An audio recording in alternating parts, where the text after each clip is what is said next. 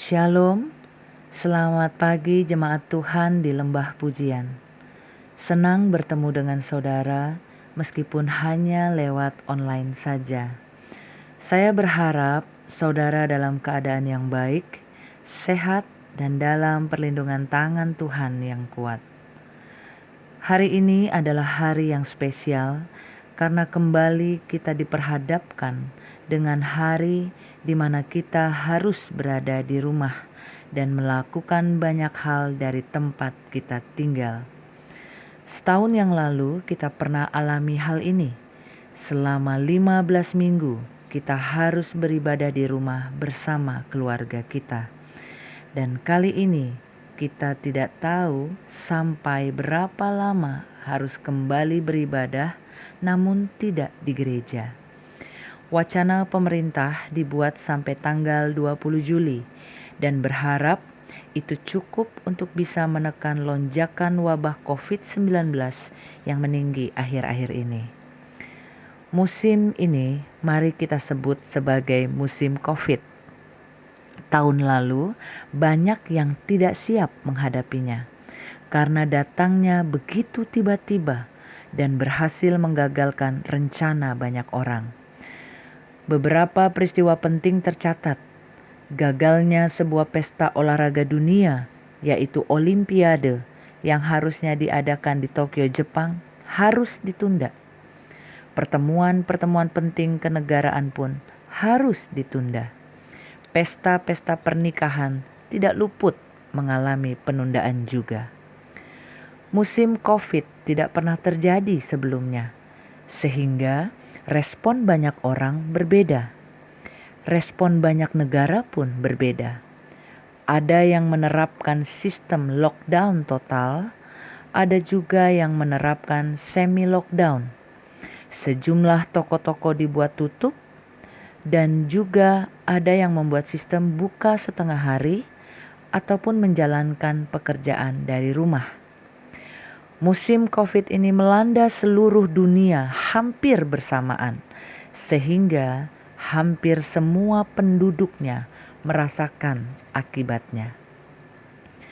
Di musim COVID ini, orang tidak bisa menghindar, karena kemanapun kita pergi, bahaya virus corona tetap ada di mana-mana.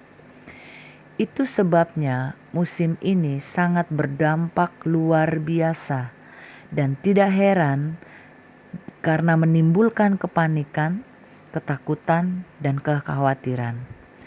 Bahkan sampai hari ini belum jelas sampai kapan musim ini akan berakhir. Musim COVID bersifat memaksa. Orang yang tadinya biasa traveling atau jalan-jalan terpaksa tidak bebas traveling seperti dulu. Orang yang biasanya kumpul-kumpul bersama teman di tempat makan terpaksa tidak bisa melakukannya karena harus menjaga jarak. Yang tadinya biasa tidak mencuci tangan sebelum makan, kali ini memaksa kita untuk sering-sering cuci tangan. Belum lagi dunia pendidikan, semua dibuat secara online. Sekolah online, ulangan online, ujian online, bahkan wisuda pun harus online. Kantong kolekte yang tadinya kuat bertahan dari generasi ke generasi, akhirnya pun dikalahkan dengan cara transfer dari dompet digital, baik via ATM ataupun virtual account seperti OVO, Link, Dana, dan lain sebagainya. Dan kebaktian kita pun akhirnya jadi online. Kondisi ini akan menimbulkan pertanyaan, apakah kita akan menjadi kuat atau lemah? Apakah kita akan menjadi lebih sehat? Apakah kita akan menjadi dewasa atau seperti anak-anak? Banyak yang mengumpamakan musim ini sebagai badai COVID. Dan kalau bicara tentang badai, Yesus dan murid-murid pun mengalami badai. Mari kita membaca dalam Injil Markus 4 ayat 35 sampai 41. Pada hari itu, waktu hari sudah petang, Yesus berkata kepada mereka, "Marilah kita bertolak ke seberang." Mereka meninggalkan orang banyak itu lalu bertolak dan membawa Yesus beserta dengan mereka dalam perahu di mana Yesus telah duduk, dan perahu-perahu lain juga menyertai dia. Lalu mengamuklah taufan yang sangat dahsyat, dan ombak menyembur masuk ke dalam perahu, sehingga perahu itu mulai penuh dengan air. Pada waktu itu Yesus sedang tidur di buritan di sebuah tilam. Maka murid-muridnya membangunkan dia dan berkata kepadanya, "Guru, engkau tidak peduli kalau kita binasa." Ia pun bangun, menghardik angin itu dan berkata kepada danau itu, "Diam, tenanglah." Lalu angin itu reda dan danau itu menjadi teduh sekali. Lalu ia berkata kepada mereka, "Mengapa kamu begitu takut? Mengapa kamu tidak percaya?"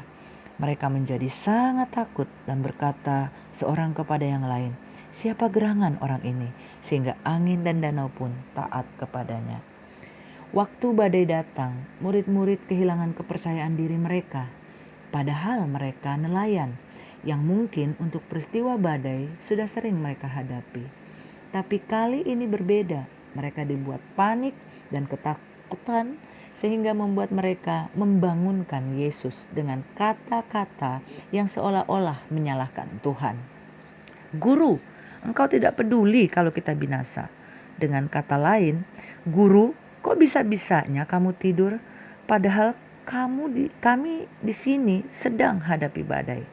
Apakah engkau tidak merasakan yang kami rasakan? Apakah engkau tidak peduli? Apakah engkau memang ingin kami binasa?" Perhatikan perkataan murid-murid tersebut.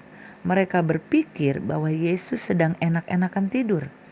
Mereka berpikir apa yang Yesus buat adalah hal yang seolah-olah tidak peduli. Seolah-olah membiarkan murid-murid menuju mati tenggelam dalam badai. Yesus tidur nyenyak. Dari mana saya tahu? Karena murid-murid harus membangunkan dia. Seandainya Yesus hanya tidur-tiduran saja, Yesus tidak perlu dibangunkan. Yesus pasti bisa bangun sendiri karena dia bisa merasakan badai.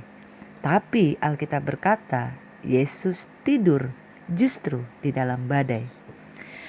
Murid-murid lupa, bukankah mereka berada di perahu yang sama? Jadi seandainya perahu itu tenggelam, Yesus ikut tenggelam bukan?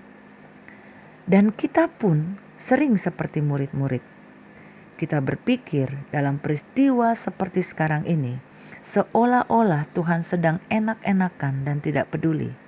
Seolah-olah dia membiarkan virus terus membunuh banyak orang. Izinkan saya bicara tentang tidurnya Yesus.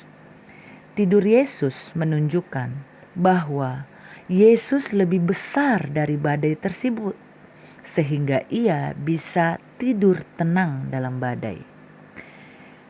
Tidur Yesus juga menunjukkan dia punya super power atau kuasa yang lebih besar yang membuatnya tetap tenang di dalam badai, yaitu damai sejahtera. Kabar baiknya, damai sejahtera ini tidak dibawanya ke sorga saat dia terangkat. Tapi damai sejahtera itu ditinggalkannya bagi saudara dan saya yang percaya kepadanya. Saudara dapat membaca atau kita dapat baca sekarang dalam Yohanes 14 ayat 27. "Damai sejahtera kutinggalkan bagimu, damai sejahteraku kuberikan kepadamu. Dan apa yang kuberikan tidak seperti yang diberikan oleh dunia kepadamu. Janganlah gelisah dan jangan gentar hatimu." Damai sejahtera inilah yang seharusnya kita punya di saat kita sedang hadapi situasi sekarang ini. Damai sejahtera yang sama yang dimiliki oleh Yesus Tuhan kita. Sebuah damai sejahtera yang membuat kita tenang, tidak takut, membuat kita tetap dapat melihat Tuhan dalam badai musim COVID ini. Damai sejahtera yang tidak sama dengan yang dunia punya. Namun damai sejahtera yang lebih besar kuasanya dalam hidup kita karena itu dimiliki oleh Yesus Kristus. Dan damai sejahtera ini yang memampukan kita untuk Satu, tidak menyalahkan Tuhan dalam kondisi sekarang ini. Yang kedua, tidak menganggap Dia tidak peduli dengan situasi sekarang ini. Dan tidak berusaha dengan kekuatan kita sendiri melewati situasi ini. Saudara yang dikasihi Tuhan, mari kita miliki damai sejahteranya Tuhan kita. Dia masih Allah yang sama, yang tidak berubah, yang ada bersama kita dalam badai kali ini. Dia tetap yang pegang kendali. Dia yang sanggup membawa kita, membawa saya dan saudara menyeberang, melewati semua ini. Puji Tuhan, dimanapun saudara berada. Tuhan berkati Anda semua. Shalom, shalom, shalom.